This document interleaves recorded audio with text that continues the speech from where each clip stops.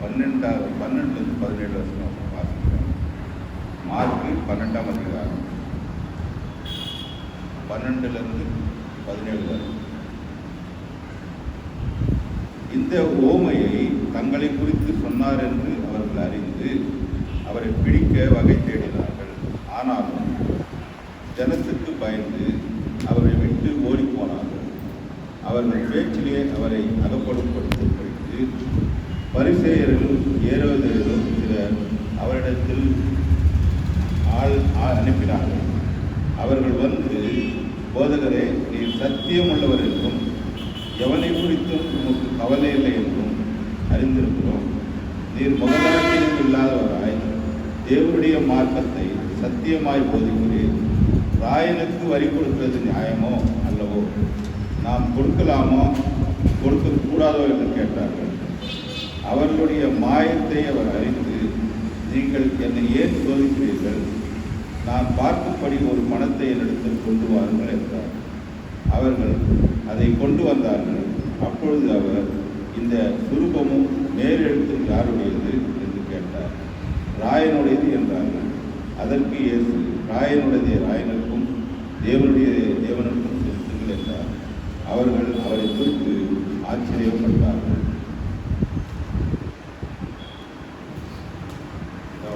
வசந்த பார்க்கும்போது இயேசு கிறிஸ்த போதிக்கிறதுக்காக வராங்க. ஏன்னா இயேசு கிறிஸ்து எதை பற்றி போதிச்சிருக்கிறாரு? சுவிசேஷம் போதிக்கிறாரு.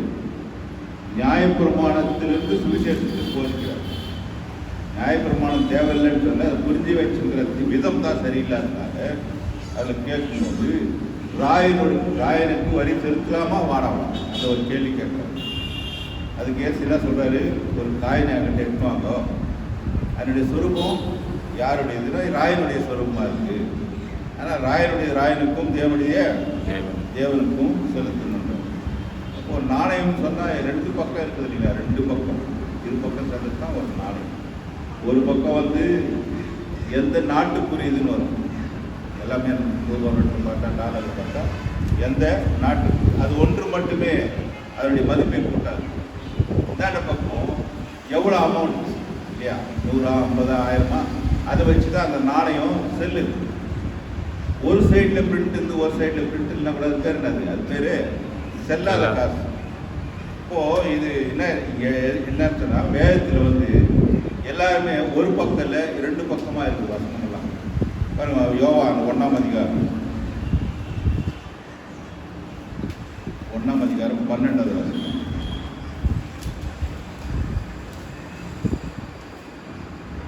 அவருடைய நாமத்தின் மேல் விசுவாசம் உள்ளவர்களாய் அவரை ஏற்றுக்கொண்டவர்கள் எத்தனை பேர்களோ அத்தனை பேர்களும் தேவனுடைய பிள்ளைகளாகும்படி அவர்களுக்கு அதிகாரம் கொடுத்தார்.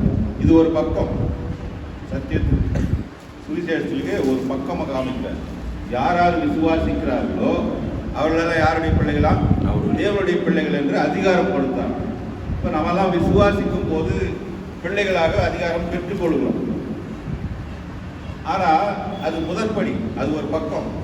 மறுபக்கம் என்ன சொல்றாருன்னா, யோவான் 3ஆம் அதிகாரத்தில் 5வது வசனம். இயேசு பிரதியுத்தரமாக, ஒருவன் ஜலத்தினாலும் ஆவியினாலும் பிறவாவிட்டால் தேவனுடைய ராஜ்யத்தில் பிரவேசிக்க மாட்டான் என்று மெய்யாகவே உங்களுக்கு சொல்லுகிறேன். அப்போ அது ஆரம்பம். இன்னொரு பக்கம் திரும்பி பார்த்தா இருக்கலாம், ஜலத்தினாலும் ஆவியினாலும் மறுபடியும் பிறக்கணும். ஏற்கனவே விசுவாசிக்கும் போது ஒரு தடவை என்ன பிறக்கிறோம். ஆனால் இன்னொரு பக்கம் திரும்பி பார்க்கும்போது அதோடு நிற்கிறது இல்லை. மறுபக்கத்துக்கு வரணும். என்ன பண்ணோம்? ஆவியினாலும் ஜலத்தினாலும் பிறக்க வேண்டும். யோவான் 3:16. இதில் அது எல்லாருக்கும் நல்லா தெரிஞ்ச வசனம். தேவன் தம்முடைய ஒரே பேரான குமாரனை விசுவாசிக்கிறவன் எவனோ அவன் கெட்டு போகாமல் நித்திய ஜீவனை அடையும்படிக்கு அவரை தந்தருளி இவ்வளவாய் உலகத்தில் அன்பு கூர்ந்தார். அது ஒரு பக்கம். அவர் அன்பு கூர்ந்தது காமிக்கும். யாருக்காக? நமக்காக, நாம் ரட்சிப்பை பெற்றுக் கொள்வதற்காக என்ன பண்ணாரு? அன்பு கூர்ந்தார். அந்த அன்பை காண்பிக்கிறார். அப்படித்தான். அதுக்கப்புறம் பார்த்தா அந்த அன்பை இன்னும் அவருடைய விருப்பம் என்னன்னு கேட்டீங்கன்னா, இது ஒரு பக்கமாக இருக்கு. 1 தீமோத்தேயு 2ஆம் அதிகாரம் 4வது வசனம். அங்கேயும் ரட்சிப்பு பற்றி தான் பேசுது. யார் யார் வந்து அவர் நாமத்தில் யாரும் எல்லாம் பிள்ளையாயிரும். அதுக்கப்புறம் எல்லாரும் ரட்சிக்கப்படணும்னு அவர் ஆசைப்படுறாரு. நித்திய ஜீவன் பெற்றுக்கொள்ளணும்னு ஆசைப்படுறாரு. இந்த அதிகாரத்தில் பார்க்கும்போது 1 தீமோத்தேயு 2:4 பார்க்கும்போது எல்லா மனுஷனும் ரட்சிக்கப்படும். அதே அர்த்தம் தான் கொள்ளுது. எல்லாரும் ரட்சிக்கப்படணும் என்ன பண்ணுறாரு? அவர் உலகத்துக்கு வந்தார். எல்லா மனுஷரும் ரட்சிக்கப்படவும் சத்தியத்தை அறிகிற அறிவை அடையவும் அவர் சித்தம் உள்ளவராக இருக்கிறார். இந்த பக்கம் என்ன சொல்லுதா? ரட்சிக்கப்படுறது மட்டுமல்ல, அதுக்கப்புறம் அடுத்த ஸ்டெப் என்ன இருக்கு? ரட்சிப்பை பெற்றுக்கொண்டு சத்தியத்தை அறிகிற அறிவினாலே அடையணும் மனம். அதுதான் அவருடைய விருப்பமாக இருக்குது, அதுதான் அவருடைய சித்தமாக இருக்குது. இப்படி ரெண்டு பக்கமாக, ஒரு பக்கமாக இருந்தால் செல்லாத காசு ஆகிடும். அந்த ஒரு வசனமே எடுத்துக்கிட்டா ஆகிட்டுதான். ஆண்டவர் எனக்காக இந்த உலகத்துக்கு வந்தார், எனக்கு ரட்சிப்பு கொடுத்துட்டாருன்னா நான் செய்ய வேண்டிய வேலை என்னன்னா அவருடைய சத்தியத்தை அறிகிற அறிவு. சங்கீதம் 91 சங்கீதம் 91 இதில் நிறைய வாக்குதத்த வசனமெல்லாம் எடுக்கிறாங்க. அதில் இல்லைன்னா வாக்குதத்த வசனம் எடுக்கிறாங்க. அது ஒரு சைடு பிரிண்ட் பண்ண மாதிரி தான் இருக்குது அந்த வாக்குதத்தெல்லாம். ஒரு 5வது வசனத்துலேருந்து பார்க்குறேன்.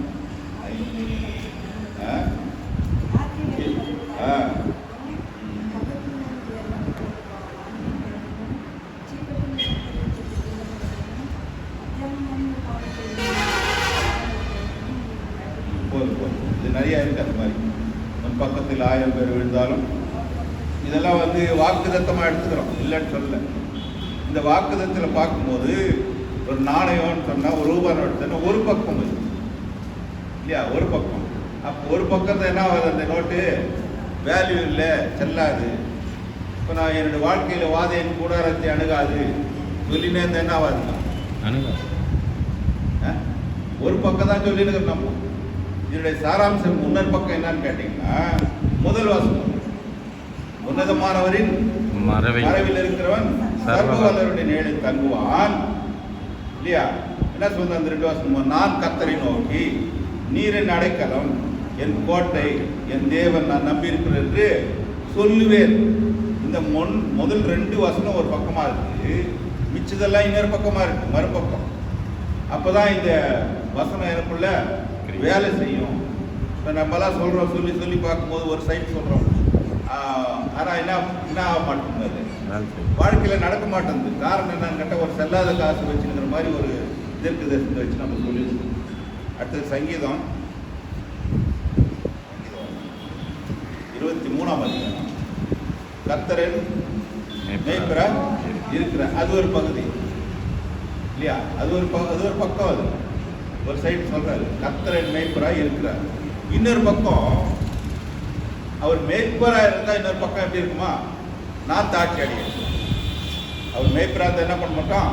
தாட்சி அடையேன். அப்ப நம்ம குறைவுள்ளவனா இருக்கிறோம்னு சொன்னா இன்னொரு பக்கம் என்ன ஆகல? நமக்கு பிரிண்டிங்ல இல்லைன்னு அர்த்தம் இல்லையா? பிரிண்டிங்ல இல்ல. கர்த்தரின் மேய்ப்பரா இருந்தால் எனக்கு எந்த குறைவும் வராது.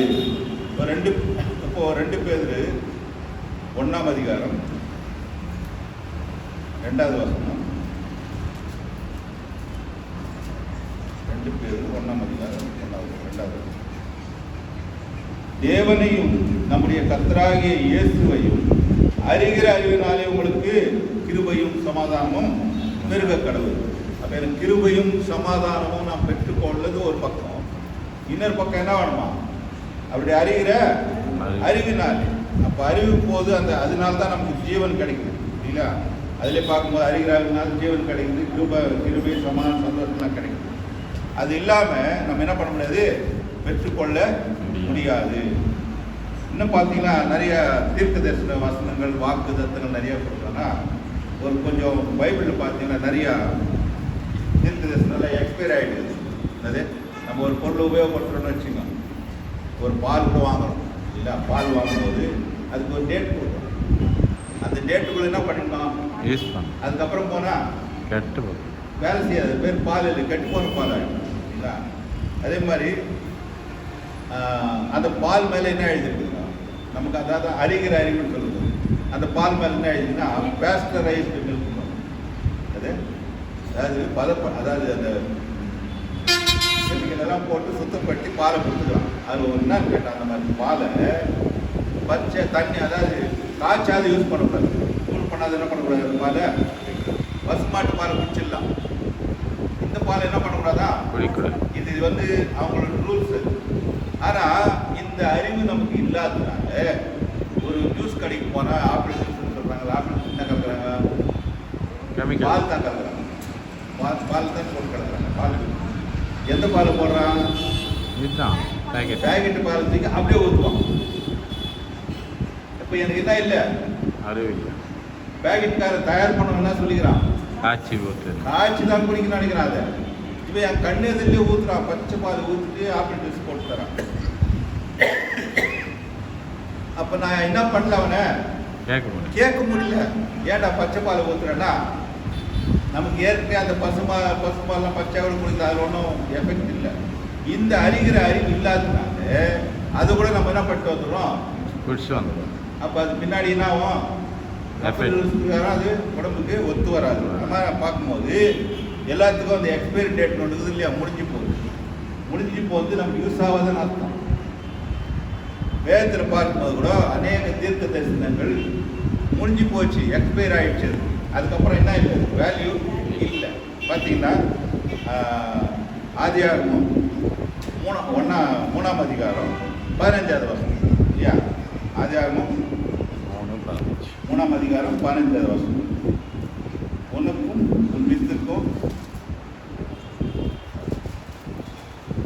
உனக்கும் ஸ்திரீக்கும் உன் வித்துக்கும் அவள் வித்துக்கும் பகை உண்டாக்குவேன். அவர் உன் தலையை நசுக்குவார், நீ அவர் குதிகாலை நசுக்குவார். இல்லைங்களா, இது முதல் தீர்க்க தரிசனம். முதல்ல தீர்க்க தரிசனம் சொல்றாரு, உனக்கும் ஸ்திரீக்கும் உன் வித்துக்கும் அவள் வித்துக்கும் பகை உண்டாக்குவேன். அவர் உன் தலையை நசுப்பார், நீ அவர் குதிகாலை நசுக்குவாய். இந்த தீர்க்க தரிசனம் ஆதியாகமத்தில் சொல்லப்படும். இயேசு கிறிஸ்து வரதுக்கு முன்னாடி 4000 வருஷத்துக்கு முன்னாடி சொல்லப்பட்ட தீர்க்க. இப்போ பார்த்தீங்கன்னா இந்த தீர்க்க தரிசனத்தை இன்னைக்கு கூட நம்ம என்ன பண்ணுறோமா, யூஸ் பண்ணது. புரியல நான் சொன்னது புரியல. எக்ஸ்பைரி டேட்டா அந்த மாதிரி என்ன பண்ணுறோம், மருந்து மாத்திரை கூட தூக்கி போட்டு பண்ணுறோம். அது எனக்கு பிரயோஜனப்படாதுன்னு அது இதாக இது தூக்கி போடுறதுல பிரயோஜனப்படாது.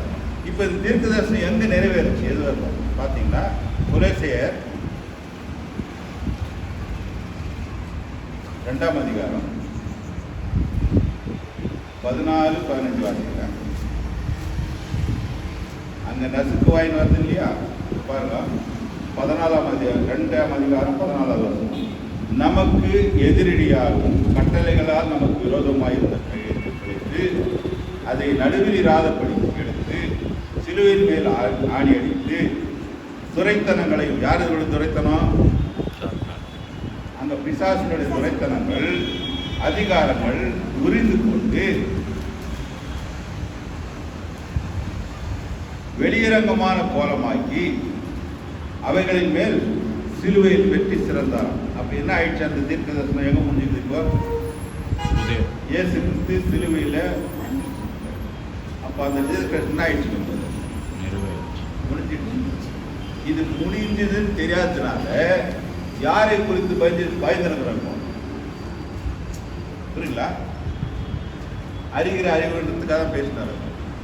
அப்போ இந்த தீர்க்க தரிசனம் வந்து நிறைவேறப்பட்டதுன்னு தெரியாததுனால யாரை குறித்து பயப்படுறப்போ, பிசாசை குறித்து பயப்படுறாங்க.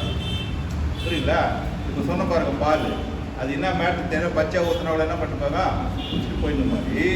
அது தீர்க்க தரிசனம் நிறைவேறதுனால அவனுக்கு எந்த அதிகாரம் இல்லைன்ற அந்த அறிவு இல்லாததுனால தான் நான் இன்னும் யாருக்கு பயந்துனுக்கிறேன், பிசாசுக்கு பயப்படுறேன்.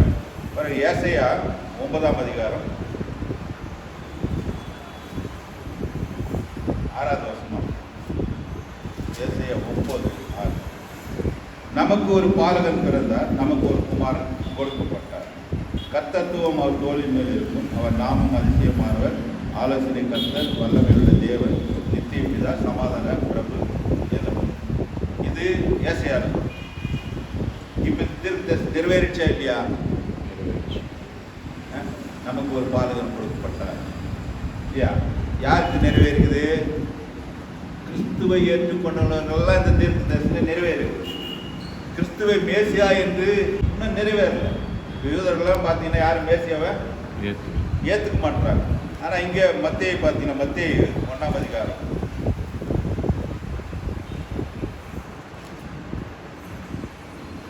அந்த தீர்க்கதரிசனம் நிறைவேறுது. இதோ ஒரு கன்னிகை கர்ப்பவதி ஒரு குமாரனை பெறுவாள், அவருக்கு இம்மானுவேல் என்று பேரிடுவார்கள். அப்போ அங்கே என்ன ஆயிடுச்சு, பிறப்பார்னு சொன்னது இங்கே நிறைவேறிவிட்டது. யோவேல் தீர்க்கதரிசன புஸ்தகம் 2ஆம் அதிகாரம்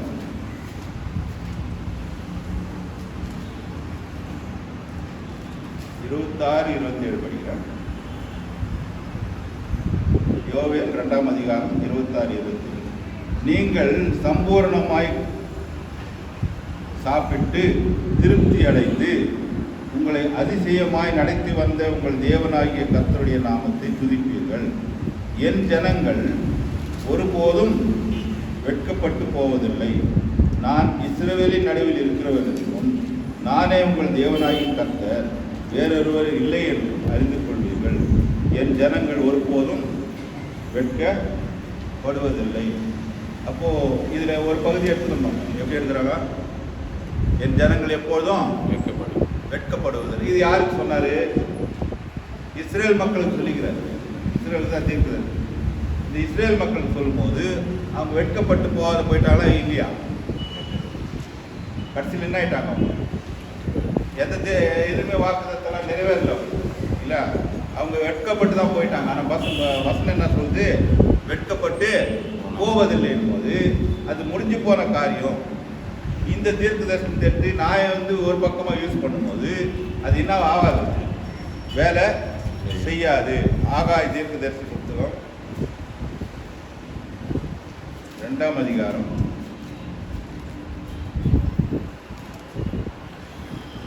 19வது வசனம். ஆகாய் 2ஆம் அதிகாரம் 19. களஞ்சியத்தில் இன்னும் விதை தானியம் உண்டோ? திராட்சை செடியும் அத்தி மரமும் மாதுளம் செடியும் ஒலிவு மரம் கனி கொடுக்கவில்லையே. நான் இன்று முதல் உங்களை ஆசீர்வதிப்பேன் என்று சொல்கிறார் என்றார். இல்லையா? இது நிறைய இடத்துல என்ன பண்ணுறோம்? வசனங்களை எழுதி வைக்கிறோம். இன்று முதல் நான் உங்களை ஆசீர்வதி. எந்த அடிப்படையில் சொன்னார்னா, ஆகாய தீர்க்க தரிசனம் நிறைய பேருக்கு அது தெரியாது. யாருக்கு நிறைய பேருக்கு என்ன ஏது. அவர் சின்ன தீர்க்கதரிசி. இஸ்ரேல் மக்கள் இடிந்து போன தேவாலயத்தை மறுபடியும் கட்டும் போது தான் தீர்க்கதரிசி என்ன சொல்கிறாரு? அந்த பணியெல்லாம் செஞ்ச பிறகு தான் சொல்கிறார், இன்று முதல் உன்னை ஆசீர்வதிப்பேன்றார். இப்போ என்னன்னு கேட்டால், இப்போ ஒன்றுமே அந்த அர்த்தம் தெரியாததுனால அந்த வசனங்கள் என்ன பண்ண மாட்டேங்குது, நமக்கு வேலை செய்ய மாட்டேங்குது. சொன்னால உதாரணம் கரெக்டாக, இப்போ ஒரு மருந்து கொடுக்குறான்னு வச்சுக்கோ, டானிக் கொடுக்குறான்னு வச்சுக்கோ, நேற்று குடிச்சிட முடியுமா? இல்லையா? அது என்ன எல்லாம் பார்க்கறதுக்கு ஒரே மாதிரி தான். அப்போ அதெல்லாம் இப்போ எதுக்காக கொடுக்கப்பட்டனமோ அந்த அறிவு வேணும். மத்தேயு 6ஆம் அதிகாரம் 26வது வசனம். மத்தேயு 6.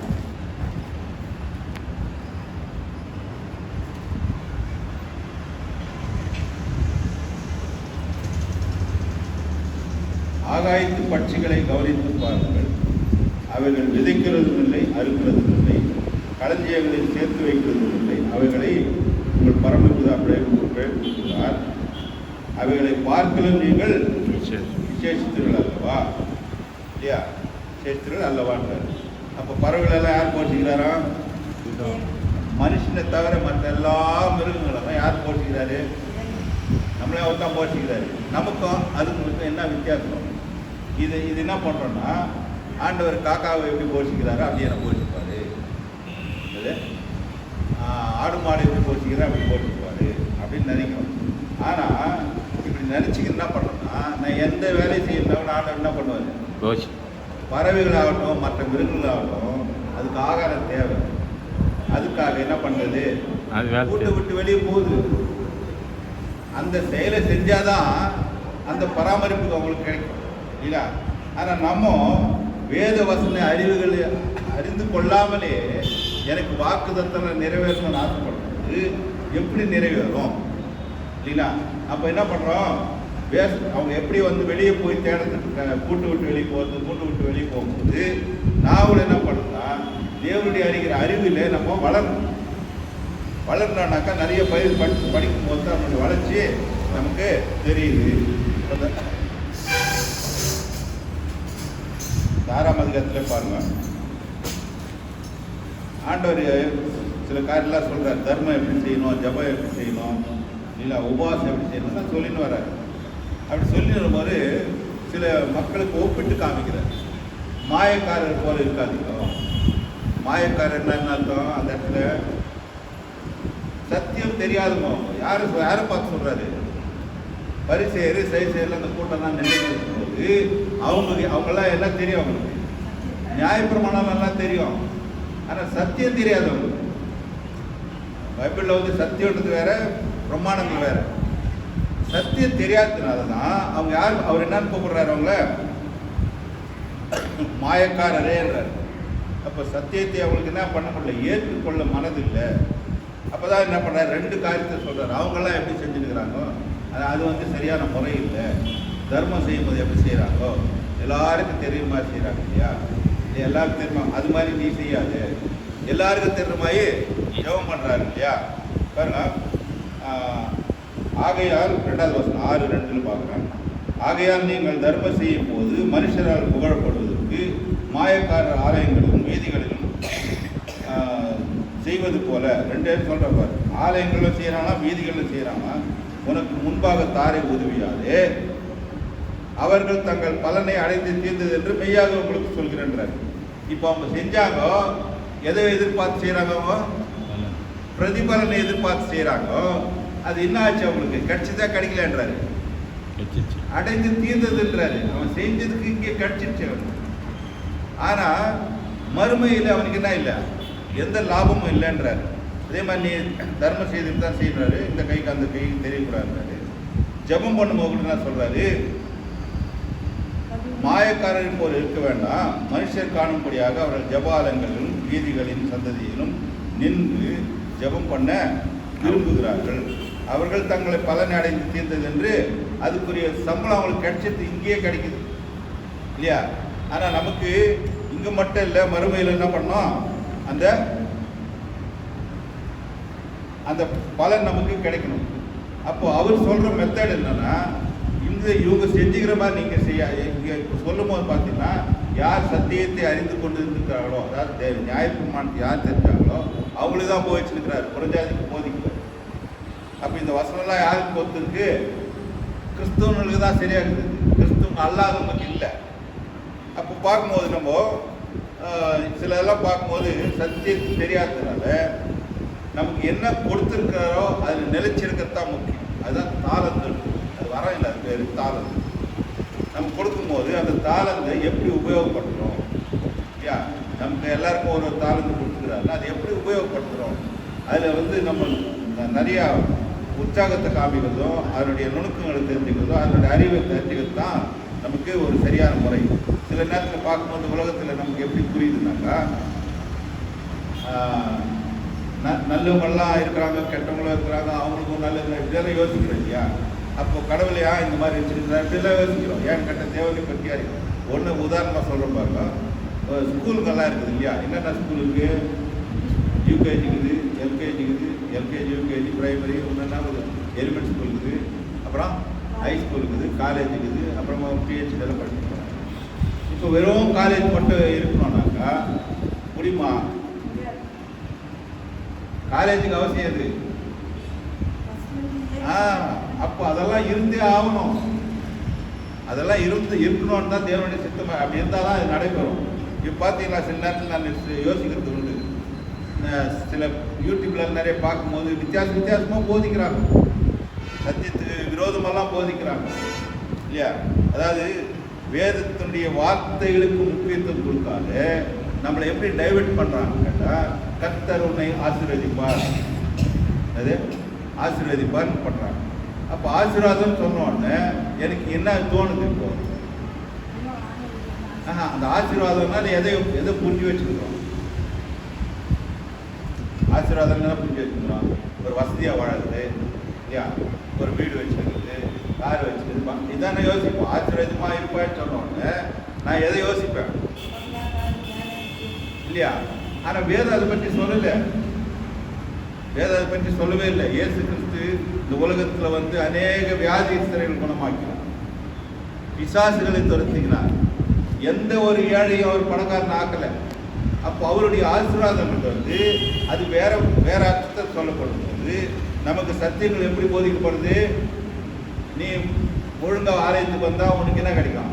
ஆசீர்வாதம். உலக பொருள் இல்லைங்க, உலக பொருள். அப்படி பார்த்தாக்கா நம்மளை காட்டில் பெரிய ஆளுங்களாம் வச்சுருக்கிறாங்க. அவங்களுக்கு கிறிஸ்துன்னு யாரையும் தெரியாது. ஆனால் அவங்களும் என்ன பண்ணிக்கிறாங்க? நான் நினைக்கிற ஆசீர்வாதத்தை அவங்க வச்சுருக்கும் போது வேதம் அதை சொல்லலை. வேற என்ன சொல்லுதுன்னா, அறிகிற அறிவினாலே எனக்கு என்ன வேணுமா? கிருபை கிடைக்கும், சமாதானம் கிடைக்கும், நித்திய ஜீவன் கிடைக்கும். இதுதான் சொல்லுது தவிர அப்போ சத்தியத்தை அறிகிற பாருங்க. ஜபாலயத்திலே தான் என்ன சொல்கிறாங்க, இந்த மாதிரி போதனை பண்ணும்போது அதை நம்ம பகுத்து ஆராய வேண்டியதாக இருக்குது. அப்போ தெய்வீக அன்பு நமக்குள்ள வித்தியாசமாக இருந்ததுனால்தான் நம்ம போனாலும் பெருதான் சொன்னார், அன்புன்றது எப்படி காட்டணும்? நல்லவங்களை கூப்பிட்டா வீட்டில் உட்காந்து சோறு போடுவோம், இதே போகிறவங்க பிச்சைக்காரங்களுக்குள்ள சோறு போடுவோமா அப்படின்னு இல்லையா? அது யாருக்கும் செய்யறதில்லை. நீங்கள் அப்படி கூப்பிட்டா கூட அவங்க உள்ள கூட வரமாட்டாங்க. அப்போ தெய்வீக அன்புனா என்ன சொல்லுதுன்னா, தேவன் எப்படி அன்பாக இருக்கிறாரோ அப்படி என்ன அன்பாக இருக்கு இல்லையா? தேவன் எப்படி அன்பாக இருக்கிறாரோ அப்படி இருக்கு சொல்லுது. அப்புறம் அதுதான் 1 கொரிந்தியர் 13 அதிகாரத்தில் அந்த அதிகாரம் முழுசுமாக எதை பற்றி சொல்லுவது? அன்பை பற்றி சொல்லுவது இல்லையா? அப்போ அன்பை பற்றி சொல்லும்போது இந்த அன்புக்கும் உலக பொருளுக்கும் சம்மந்தம் இல்லைன்றாரு. அது இந்த அன்புக்கும் உலக பொருளுக்கும் சம்மந்தம் இல்லைன்றாரு. பாருங்க, நான் மனுஷர் பாஷைகளையும் தூதர் பாஷைகளையும் பேசினாலும் அன்பு எனக்கு இராவிட்டால் சத்தம் எடுக்கிற வெண்கலம் போலும், ஓசை எடுக்கிற கைத்தாளம் போலும். அந்த அன்பு இல்லைனாக்கா அதெல்லாம் என்ன இல்லை, வேஸ்ட்டுன்றாரு.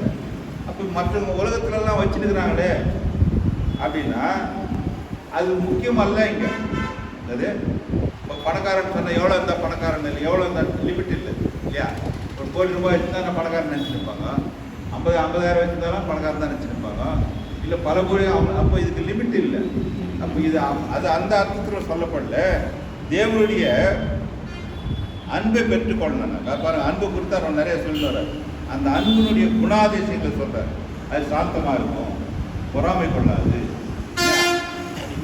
இச்சையை பிற பொருளை இச்சிக்காது. இது வந்து சொல்லும்போது இதை எப்படி நம்ம யோசிக்கிறோன்னா, ஏன்னா நம்முடைய அறிவு குறைவாக இருக்கும் பொழுது இப்படிப்பட்ட காரியங்களை தான் நம்ம சிந்திக்கிறோம். இப்போ அந்த அறிவு குறையில்லை, நிறைவாகும் போது தேவனுக்குரியதை தான் நம்ம என்ன பண்ணுவோம்? சிந்திப்போம் இல்லைங்களா? சிந்திக்கும் போது நம்ம ஜாக்கிரதையாக வசனத்தை படிக்கும்போது ரொம்ப ஜாக்கிரதையாக இருக்கும். சில நேரத்துலலாம் பார்த்தீங்கன்னா நம்ம வசதிக்காகவே என்ன பண்ணுவோம்? ஜெபம் பண்ணுவோம். நிறைய நம்ம வசதிக்காக ஜெபம் பண்ணுவோம். ஒரு மீட்டிங் வச்சுக்கணும்னு வச்சுக்கலாம், உடனே மழை வர மாதிரி இருந்துச்சு, என்ன பண்ணுவோம்? மழையை இது எந்த விதத்தில் நியாயம்னு தெரியல இல்லையா? எந்த விதத்தில் நான் மழையை நிறுத்திட்டப்ப ஜெபம் பண்ணி மழை நின்றுச்சு நிற்கும். ஆனால் அந்த மழை யாருக்கு தேவைக்கு வருது? என்னுடைய தேவைக்கு தான் வருது. அது அந்த மழை எங்கே போய் சேரணும்? பூமியில் போய் சேரணும். பூமியில் போய் சேர்ந்தால் தான் அது பலனை அது கொடுக்கும். இதுதான் சிஸ்டம், தேவனுடைய சிஸ்டம் இல்லையா? ஆனால் நான் என்ன ஜெபம் பண்ணுறேன்? மழை பெய்யுது. அப்போ அந்தந்த காலத்தில் அந்தந்த மேகெல்லாம் வந்து சேர்ந்து எங்கெங்கே மழை பெய்யணும்னு கரெக்டாக தெரியும். அப்போ யாருடைய சித்தத்துக்கு விரோதமாக நான் கேட்குறேன்? இப்போ பார்த்தீங்கன்னா மத்தியில் பார்த்தோம், தர்மம் செய்யும் போது என்ன பண்ணோம்னா, ஆலயத்தில் வீதியிலும் சொல்லி நீ பண்ணாத, அப்படி பண்ணுறாங்க. அப்படி பண்ணால் கூட அவங்களுக்கு என்ன கிடைக்குதாங்க? பலன் கிடைக்குது புரியல. ஆனால் அந்த பலன் பிரயோஜனம் இல்லைன்ற. ஜெபம் பண்ணி மழை நின்றுச்சுனாக்கா நம்ம என்ன நினச்சிக்குவோம்? என்னை ஜெபத்தை கேட்டார், நான் கேட்டேன், அது பலன் இல்லைன்றார். மழையை நிறுத்துறதுக்கு நமக்கு இல்லை, அது பெய்ய நேரத்துக்கு பெய்ந்தா இருக்கும் இல்லைங்களா? இயற்கை அதிகாரம் அவருடைய கையில் இருக்குது. அடுத்து பார்க்கும்போது தேவன் எதெல்லாம் அதிகாரத்தில் வச்சுருக்கிறாருன்னா எல்லாவற்றையும் அவருடைய அதிகாரத்தில் வச்சுருக்கிறார். எல்லாவற்றையும் இல்லைங்களா? எல்லாம் அதிகாரத்தில் தாங்க. அவர் அதிகாரத்தை விட்டு இந்த நாளுக்கு கொடுக்க முடியாது. ஏன்னா யாருமே அதுக்கு நம்பிக்கையான ஆட்கள் இல்லை. அதனால தான் இயேசு கிறிஸ்து என்ன பண்ண அதிகாரம் எனக்கு கொடுக்கப்பட்டிருக்கு. ஏன் நம்ம கொடுக்க மாட்டோம்னா, நாம் தேவனை விசுவாசிக்கிறோம், தேவனை தெரிஞ்சு வச்சுருக்கோம், தேவன் மீது அன்பு செலுத்துறோம். ஆனால் தேவன் நம்ம மீது அன்பு செலுத்துறாரா? அதான் யோசிக்கணும். பொதுவாக எல்லாருக்கும் செலுத்துகிற அன்பு இல்லை. பொதுவாக எனக்கு அன்பு செலுத்துறாருன்னு பார்த்தா அவர் எல்லார் மீது அன்பு தான் செலுத்துறாரு. நான் தேவனை எந்த அளவுக்கு அறிகிற அறிவில் விருத்தி அடைகிறோம், அந்த அளவுக்கு அவர் அன்புல அந்த அளவுக்கு நிலைத்திருக்கிறேன்னு அர்த்தம். அப்போ தேவனுடைய சித்தம் என்னதென்று அறிந்து கொள்ளும். அவருடைய சித்தம் விருப்பம். அந்த விருப்பத்தை அறிஞ்சாதான் விருப்பத்துக்கு ஏற்ற மாதிரி நம்ம கேட்போம். விருப்பத்துக்கு ஏற்ற மாதிரி கேட்போம். பாருங்க, ஒரு 2 நாள் ஆகும் ஒரு சம்பவத்தை பார்ப்போம்.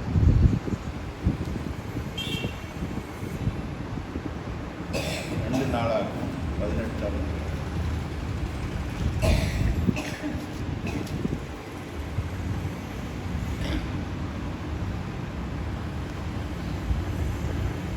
இந்த இடத்துல பார்க்கணும். 2 நாளாக 18.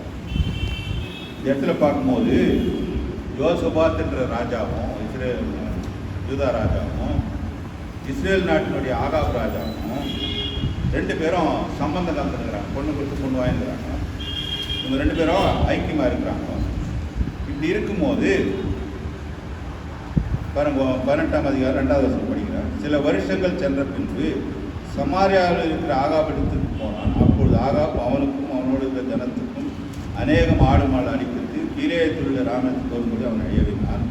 எப்படி எனில், இஸ்ரேல் ராஜாவாகி ஆகாப் யூதாவின் ராஜாவாகி யோசபாத்தை நோக்கி, கீலேயாத்தில் உள்ள ராமோத்துக்கு என்னோட வருகிறீர்கள் என்று கேட்டதற்கு, நான் தான், நீர் என்னுடைய ஜனம் உங்களுடைய ஜனங்கள் உங்களோட யுத்தத்துக்கு வருகிறேன். ரெட்டில் சண்டைக்கு போகிறாங்க. அது 2 பேர் என்ன பண்ணுறாங்க, ஆகாப் ராஜா என்ன கேட்குறான், நான் போகும்போது சண்டைக்கு அது கூட ஒரு வேலை கேட்குறேன். 2 பேரும் சொந்தக்காரர் என்ன சொல்கிறாரு, நான் வரேன். இருந்தாலும் அப்படி இருந்தாலும் பின்னும் யோசபாத் இஸ்ரேல் ராஜாவை பார்த்து, கர்த்தருடைய வார்த்தையை இன்றைக்கு விசாரித்து அறியணுன்றான். சண்டைக்கு வர நான் கூட இருந்தாலும் போகலாமா போகக்கூடாதுன்னா ஒரு கர்த்தருடைய வார்த்தை எனக்கு தெரிஞ்சா தீர்க்கதரிசி மூலமாக நான் தெரிஞ்சுக்கலாம் அப்படின்னா. அப்போ தீர்க்கதரிசி மூலம் தெரிஞ்சவொடனே பாருங்கள், அது அடுத்த வருஷம். அப்பொழுது இஸ்ரேல் ராஜா 400 தீர்க்கதரிசியில் கூப்பிட்றாங்க. 400 தீர்க்கதரிசி என்ன தீர்க்கதரிசி? தேவனுடைய தீர்க்கதரிசிக்கும் யெகோவா தேவனுடைய சாட்சிக்கு தீர்க்கதரிசி இருக்கிறாங்க. பாகாருக்கும் அவங்களுக்கும் இல்லை. இவங்கெல்லாம் என்ன பண்ணாங்க, நாங்கள் கீலேயத்துள்ள ராமத்தின் மீது யுத்தம் பண்ண போகலாமா போகலாகாதா என்று அவர்களை கேட்டார். அதற்கு அவர்கள் எல்லாம் சொன்னாங்க, போகலாம், போனீங்கன்னா என்ன கிடைக்கும், உங்களுக்கு வெற்றி கிடைக்கும். ஏன்னா தீர்க்கதரிசி சொல்லிட்டு அது ஒரு பெரிய வாக்குத்தத்தம் மாதிரி, தேவனே சொன்ன மாதிரி. ஏன்னா தேவன் சொன்னால் தான் அவங்க சொல்லுவாங்க. 400 பேர் என்ன பண்ணுறாங்க, போகலான்றாங்க. அதுக்கப்புறம் பின்பு யோசபாத் அந்த ஆகாப் பார்த்து கேட்குறான், நாம் விசாரித்து அறிகிறதற்கு இவர்களே இல்லாமல் கர்த்தருடைய தீர்க்கதரிசி வேறு யாராவது இங்கே இல்லையாங்க, இவங்களை தவிர வேற ஒன்றும் யாரும் இல்லையா, அவ்வளோ தானா அப்படின்னு கேட்கும்போது அப்போ சொல்கிறாங்க, மீகாயம் ஒரு தீர்க்கதரிசி இருக்கிறான், அவனை கூப்பிடணுன்னா அதுக்கு ராஜா என்ன சொல்கிறான், அவன் எப்பவுமே எனக்கு விரோதமாக சொல்லணும்ப்பா தீர்க்கதரிசனம். அதாவது அவன் தீர்க்கதரிசனம் சொல்கிறது இந்த ராஜா என்ன பண்ண முடியல, ஏற்றுக்க முடியல. அப்படி கூட என்ன பண்ணுறாங்க, திரும்ப அவனை கூப்பிட்டு 400 பேர் ஒரு பக்கங்கிறான். 400 பேர் என்ன பண்ண சொல்கிறாங்க, சண்டைக்கு போகணும்னு சொல்லிட்டாங்க, கூப்பிட்றாங்க. பாருங்க, இல்லை 12ஆம் வசனம். மீகாயாவை அழைக்க போன ஆள் அவனுடனே பேசி, இந்த 400 பேரில் ஒருத்தர் போய் கூப்பிட்றாங்க. என்ன பேசுகிறா பாருங்க, இதோ தீர்க்கதரிசிகளின் வார்த்தைகள் ஏகவாக்காய் ராஜாவுக்கு நன்மையாக இருக்கிறது. என்ன சொல்கிறான், நாங்கள் 400 தீர்க்கதரிசிகளும் ராஜாவுக்கு நன்மையான தீர்க்கதரிசனத்தை சொல்லிட்டு இருக்கிறோம். உம்முடைய வார்த்தையும் அவர்களில் ஒரு வார்த்தையை போல இருக்கும்படி நன்மையாக சொல்கிறோம். நீ கூட என்ன பண்ணுற, அதே மாதிரி சொல்கிற. இல்லைன்னா ராஜா என்ன ஆகிடுவார், யார் தப்புன்னு கண்டுபிடிக்கணும் இல்லையா, அது சொன்னால் அதே மாதிரி சொல்லுன்னு சொல்கிறாங்க. அப்படி இல்லைன்னா என்ன ஆகிடும், அந்த கூட்டத்திலிருந்து விலக்கிடுவாங்க போதும். அடுத்தது பாருங்க, அவன் ராஜாவிடத்தில் வந்து, அதற்கு மீகாயா, என் தேவன் சொல்வதையே சொல்வேன். அதுக்கு அவன் என்ன சொல்கிறான், நீ 400 பேர் சொன்னது முக்கியம் எனக்கு, தேவன் எனக்கு என்ன சொல்கிறார் அதுதான் உங்களுக்கு சொல்லுவேன், கர்த்தருடைய ஜீவனை கொண்டு சொல்லுகிறேன். அதுக்கப்புறம் பார்த்தீங்கன்னா அவன் ராஜாவிடத்தில் வந்தபோது ராஜா அவனை பார்த்து, மிகாயாவே, நாங்கள் கிளையத்தில் உள்ள ராமத்தின் மேல் யுத்தம் பண்ண போகலாகாதா என்று கேட்டான். அதற்கு அவன், போங்கள், உங்களுக்கு வாய்க்கும், உங்கள் கையில் ஒப்பு கொடுக்கப்படுவார்கள் என்றான். ராஜா அவனை பார்த்து, கர்த்தருடைய நாமத்திலே உண்மை அல்லவா, வேறொன்றை என்னிடத்தில் சொல்லாதபடிக்கு நான் எத்தனை தரம் உன்னை ஆணையிட்டு வேண்டும். அப்பொழுது அவன், இஸ்ரேல் எல்லாரும்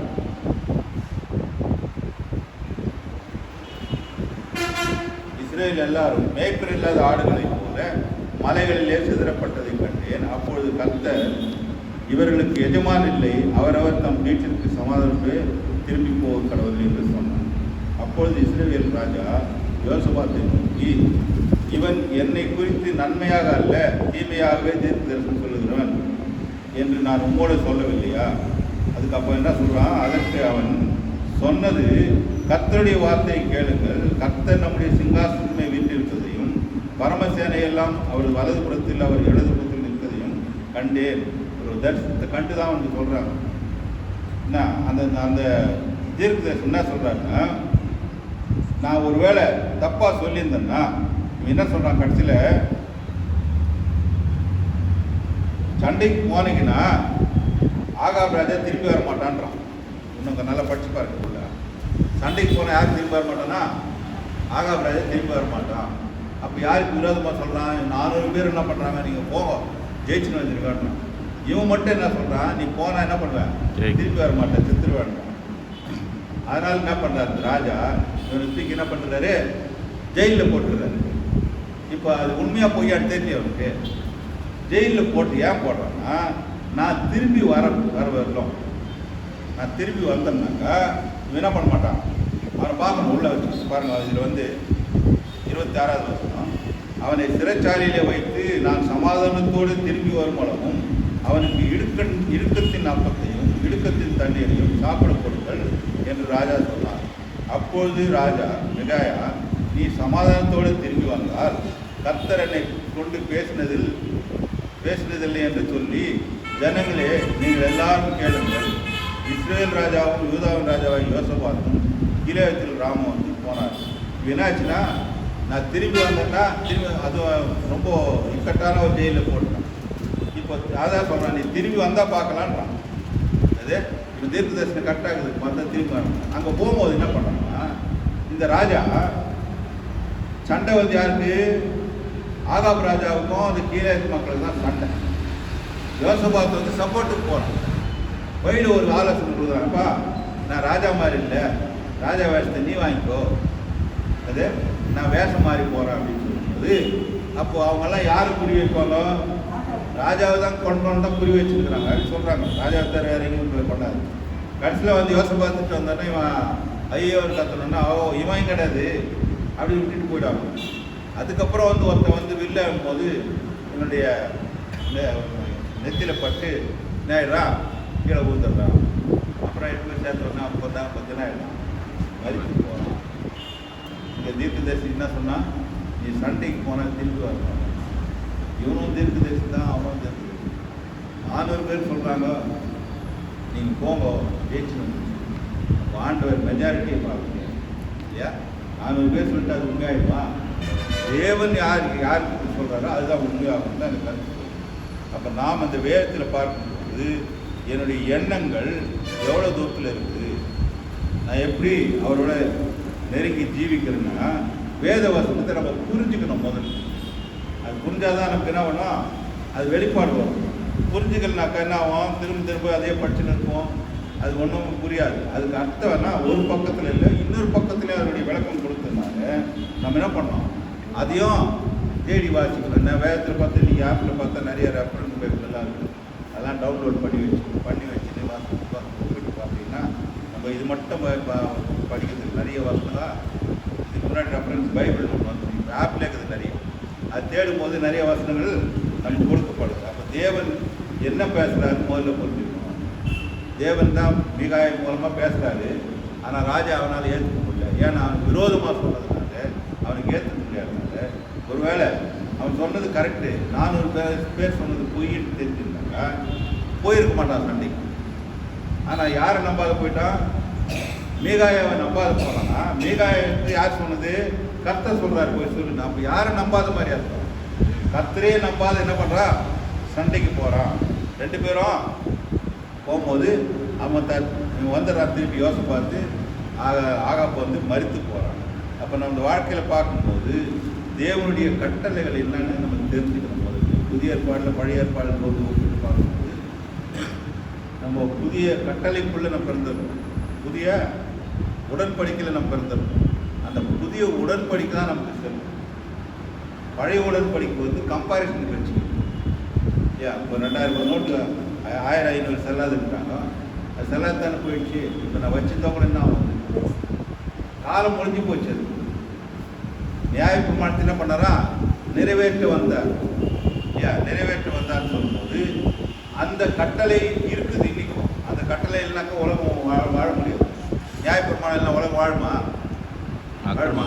அக்கறம் ஜாஸ்தி. எல்லா நாட்டிலும் பாருங்க நியாயப்பிரமாண சட்டங்களாக இருக்கும். இந்த சட்டத்துக்கு பயந்துல இருக்கிறனால்தான் மனுஷன் கொஞ்சம் நல்லவனா தெரிஞ்சிருக்கிறான். புரியல? ஒருவேளை இந்த சட்டமே இல்லைன்னா எப்படி இருப்பாங்க? யார் வந்து கொஞ்சம் பலசாலியாக இருக்கணும், பலவீனம் போட்டு தாக்கிட்டே எடுத்து போயிடுவாங்க. ஏமாத்துறது அதிகமாகிடும். அந்த சட்டம் பாருங்கள், ஒரு ஊருக்கு இருந்தால் ஒரு போலீஸ் ஸ்டேஷன் ஒரு 6 போலீஸ் தான் இருப்பாங்க. மக்கள் அதிகமாக இருக்கும். ஆனால் எதுக்கு பயப்படுவாங்க? அந்த சட்டத்துக்கு பயப்படுவாங்க. ஒருவேளை அந்த இடத்துல அந்த சட்டமே இல்லைனாக்கா இங்கே வேதம் என்ன சொல்லுதுன்னா, உனக்கு சட்டம் அவசியம் இல்லை. உனக்கு சட்டம் அவசியம் இல்லை. ஏன்னா இப்போ ஒரு பொருள் இருக்குதுன்னு வச்சுக்கோங்க. இது திருடினா என்ன ஆகும்? இந்த பொருள் திருடினா என்ன ஆகும்? குற்றமாயிடும். திருடன்னு ஒரு பட்டம் கட்டுவோம். அப்போ திருடனுக்கு சட்டத்தில் என்ன இருக்குது? தண்டனை இருக்குது. அந்த தண்டனை என்னன்னு சொல்ல முடியாது. கோர்ட்டுக்கு போய் ஜட்ஜி ஒரு சிறையில் அனுப்பிச்சிடலாம், இல்லை பயன் கட்ட சொல்லலாம், எப்படின்னா இருக்கலாம். மொத்தம் தண்டனை. இப்போது பிரமாணத்து தண்டனை இருக்குது. இப்போது சுவிசேஷத்தில் என்ன இருக்குன்னு கேட்டால் அதுலேயும் தண்டனை இருக்குது. ஆனால் தப்பு செய்ய மாட்டேன்றார். அப்போ என்ன சொல்லுது? இந்த ஒரு பொருளை வந்து எனக்கு திருடுறதுக்கான மனசே இல்லை, அது என்ன இருந்தாலும் நான் எடுக்கவும் மாட்டேன், திருடவும் மாட்டேன், தொடவும் மாட்டேன் அப்படின்னு சொல்லும்போது இந்த சட்டமெல்லாம் என்ன ஆயிடுச்சு? இருக்கு தேவையில்லாத சட்டம் ஆயிடுச்சு. அப்போ எனக்கு சட்டம் இன்றைக்கும் தேவைப்படுதுன்னா காரணம் என்னன்னு கேட்டால் இந்த பிரமாணத்தை ஒன்றும் அறிந்து கொள்ளாதனால. நமக்கு நம்ம பாஸ்டர்களே பார்க்கும்போது நிறைய பேர் பார்க்குறேன், நிறைய ஆசைப்படுவாங்க. அது நிறைய ஆசைப்படுறாங்க. காரணம் என்னன்னு கேட்டால் அந்த உலகத்தின் மேலே வச்சுருக்கிறாங்க எல்லாருக்கும். இந்த சட்டம் எனக்கு வருமா, அது கிடைக்குமா, அந்த மினிஸ்டர் இது கிடைக்குமா, இந்த சலுகைலாம் பார்க்குறாங்க. ஆனால் ஞாயிற்றுக்கிழமை பிரசனத்தில் பார்க்கும்போது என்ன வரும்? உனக்கு ஒத்தாசை ஒரு பொருளுக்கு நேராக என் கண்களை ஏறு. எனக்கு எங்கே ஒத்தாசை இருந்து வரணுமா? ஞாயிற்றுக்கிழமை இங்கே வரணும். திங்கக்கிழமை போனேன்னா ஆயிடுது, அங்கே போயிட்டு. புரியல? அப்போது நான் இது இன்னும் அறியல சரியா? புரியல? ஒரு ஞாயிற்றுக்கிழமை ஒரு 3 மணி நேரம் 4 மணி நேரம் இது அறியணும். இல்லை ஞாயிற்றுக்கிழமை வீட்டில் உட்காந்து ஜெபம் பண்ணி படித்து வேத வாசிப்போம். மண்டே மறுபடியும் என்ன பண்ணிடும்? அதுலேயே போய் நிற்கிறோம் இல்லையா? அதுதான் என்ன சொல்கிறாரு?